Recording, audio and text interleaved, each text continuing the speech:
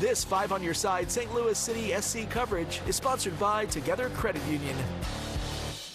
The Olaf Melberg era in St. Louis was one of the shortest in our town's sports history. 15 games, just 2 wins, and a firing that led to City's 4th head coach in just 11 months. In a mess like this, there is plenty of blame to go around. City SC Sporting Director Lutz Pfannenstiel and President Diego Gigliani faced the media today to explain what went wrong.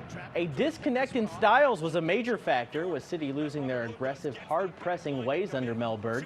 But the men in charge made it clear Olaf isn't the only one to blame for this situation. Here's Lutz on accountability and interim coach David Critchley on his passion to get things back on track. I think we also need to be clear, this is not pointing the finger at Olaf Melberg. I think there's coming a lot of more things into it. That's the players, that's the staff, that's myself as well. And we need to put our head together to find solutions.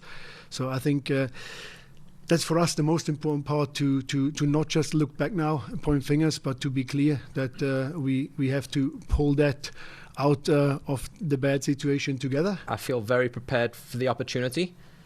It's been long days, but I love the sport. I'm so passionate, I'm so committed to the game that I could work 24 hours a day. Elsewhere on the soccer pitches of St. Louis, there is a lot of winning going on, particularly at St. Joseph's Academy. The Angels are into the playoff quarterfinals, and they're playing with some extra motivation this year. Head coach Maureen McVeigh has been at St. Joe's for 36 years. She's brought the Angels 5 state championships and is in 4 different halls of fame, including the St. Louis Soccer Hall of Fame. This is her final season before retiring. Her team won a dramatic district crown over Rockwood Summit and is now just 3 wins away from another state title. It's been a special season for the players and their departing coach. Yeah, McVeigh, she's definitely very special, and we were all so excited to hear that she was coming back for another year. Yeah, she really knows how to coach us in a way that keeps us motivated throughout the game. I mean, this run means the world to me. That, you know, the girls know this is my last year coaching soccer. We've been in a tough district every year for I don't know how many years, and you're fortunate to even get out of your district. This week, Wildwood native Brooke Bierman is living a dream. The Lafayette High School grad and former Michigan State Spartan is playing at the U.S. Women's Open in Wisconsin. She qualified back in April at St. Clair Country Club in Belleville. Playing in a major may be a dream, but it's one she's envisioned since she grew up honing her skills out at St. Albans. I remember going to my first U.S. Open, a men's U.S. Open at Pinehurst a couple years ago.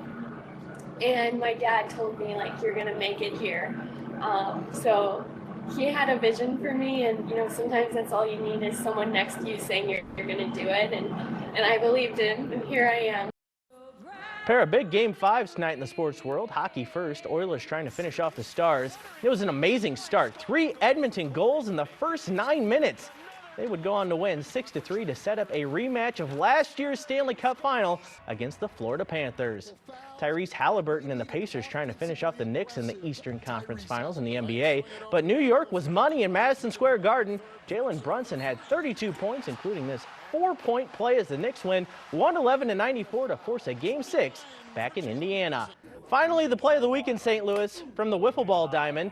Look at this insane diving, one-handed, over-the-fence catch from Brian Kenny. This catch took place at the annual Skibby Wiffle Ball League Memorial Day weekend tournament on Sunday in Manchester. They've been doing this tournament for 23 years, and that may be the best catch they have ever had. Look at him, full extension. What a grab.